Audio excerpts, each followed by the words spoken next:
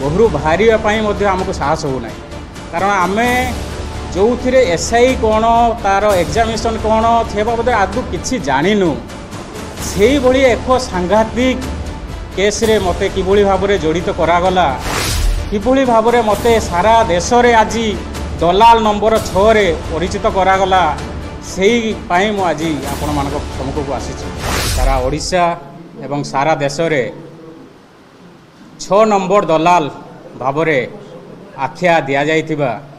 मु सही 6 नंबर दलाल चंदन मल्लिक आज मु आपण मानक सामने आसी सारा राज्य रे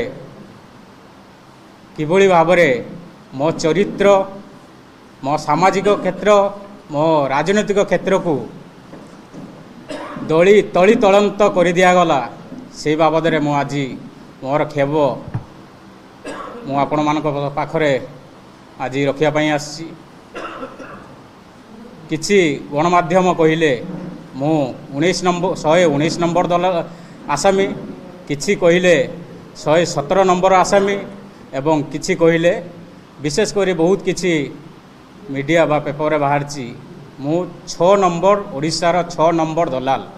जहाँकि आज ठारू मध्य मु सेही 6 नंबर दलाल नाम रे चंदन मल्लिक को पछरे रखिकी 6 नंबर दलाल भाव में आगू काम करी। तो आज प्रथम समस्त को स्वागत। आज आसबार कारण मु जेतेबेले 6 तारिख राति 10टा बेले मोर कर्मक्षेत्र घूरला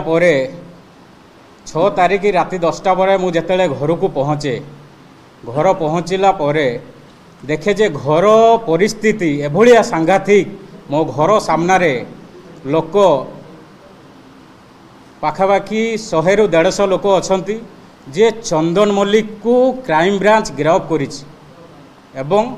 ताकू बरहमपुर जेल रे प्रोड्यूस करिकी जामिन नामंजूर होबारु तांकू बरहमपुर एक जेल रे रखा जाइछि।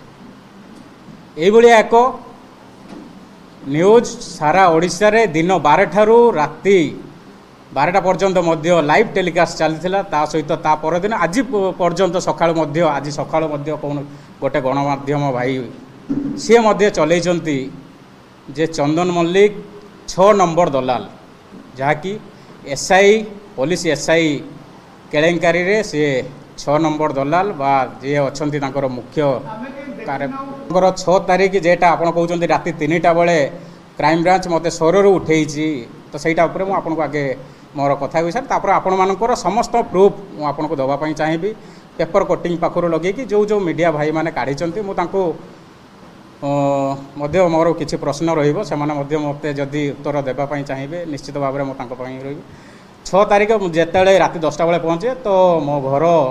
एभलिया परिस्थिति घर कांद बाबळे सहित मो आम छुआ को निश्चित मो घरर बापा माँ जेहेतु डेथ कर भाई ही सबकिछि बुझा करती तो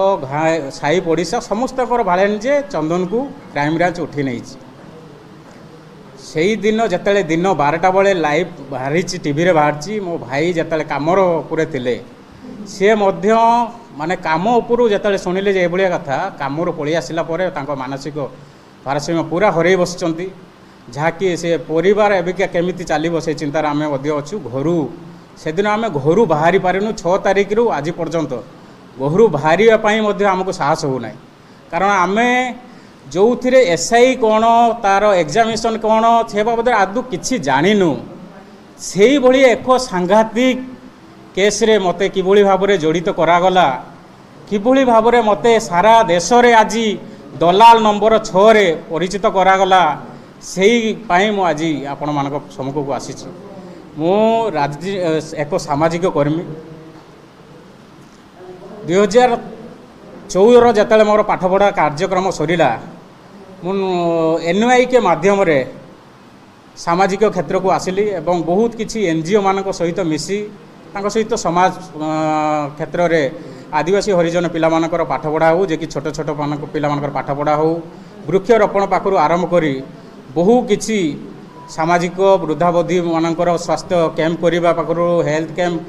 ब्लड डोनेशन कैंप पाखु बहुत किसी आपण मैंने जानी बहुत किसी सामाजिक कम लिप्त थी किंतु जेभली भाव में मते से सामाजिक कम मोर परिवार प्रतिपोषण हुए मुझे लिप्त थाए किंतु हठात किना जेभली भाव में एभली एक गणमाध्यम किसी भाई माने मते जेभली सजई देले निश्चित भाव में मु आज पूरा मर्माहत जे मु कौन करी समाज रे मु किभली बंचीबी समस्त को सामना करिवार मोर साहस नहीं कारण मु सेभली कौन क्षेत्र में मु आज सामिल नहीं किंतु समाज क्षेत्र में मते जेभली भाव में 6 तारिख दिन 10टा पाखुरु आज पर्यंत जेभली भाव में मते दलाल रो आख्या दिया जाइछि तो सेथिरे मु आगु काहाकू मुह देखिबा सपक्षर नहीं कारण आपण मानक माध्यम रे मु कहिबा पई चाहिबी जे मु जेते भी कही हेले मांझी हेले घोषी हेले जे मु निर्दोष मते केही भी विश्वास करिबेनी हठात किना केही विश्वास करिबे नाही कारण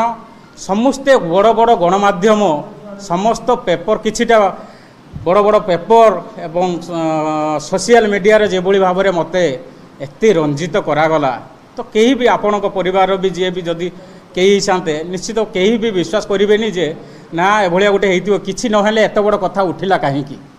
नहेले एत बड़ बड़ गणमाध्यम कोन पई से माने बजेइले तो मु सही कथा कहबा पई चाहे 6 तारिख दिन मोर काम सारला परे मु घरू जेतेबेले घर को पहुँचले तो परिवार पूरा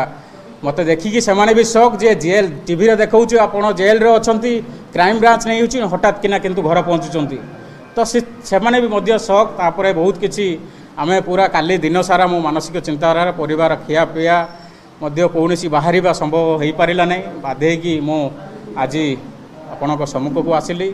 आज बहुत कि जे बहुत साहस जुटे कि जे कौन करी कौन नहीं जेहेतु मु कौनसी क्षेत्र रे संश्लिष्ट नहीं कि क्राइम ब्रांच बा पुलिस भाई माने मते कौनसी पचरा उचरा करी नाहंती कि मो घर को मध्य आसी नाहंती मते भी कहीं डाकी नाहंती ता परे भी मो ना रे एभलिया एक एलिगेशन लगे मते आसामी 6 नंबर दलाल गिरफ्तारी रे 119 नंबर बालेश्वर 2 नंबर दलाल यही भाव में मते आख्या करके पूरा देश रे मते आज लज्जित कर दिया हला मु बुझी पारुनु